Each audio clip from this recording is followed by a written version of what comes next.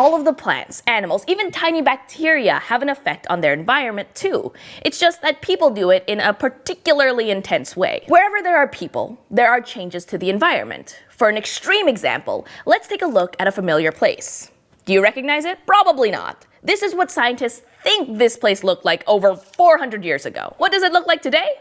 That's right. It's New York City, baby. About 9 million people now live here. But it wasn't always this way. Before 1609, the island of Manhattan was inhabited by the Lenape, a Native American tribe. The Lenape ate oysters and clams and burned parts of the forest to clear space for crops. They changed the environment too, of course. Remember, every living thing has an impact on its environment. But when Europeans first came to New York in the 1600s, it began an incredible transformation. At first, the settlers carved roads into the landscape.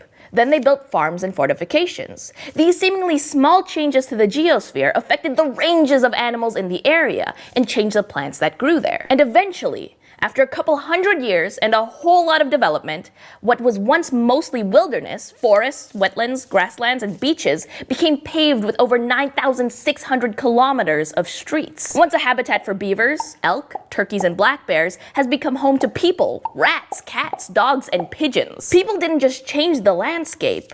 By altering the landscape, they changed what animals could survive there. More than 160 kilometers of streams once flowed through Manhattan. Today, New York City's water supply system, delivered to the city through a network of tunnels and aqueducts, stretches over 200 kilometers, delivering more than 3.5 billion liters of drinking water every single day. Want to think about something crazy? Times Square was once a swamp, but we changed that.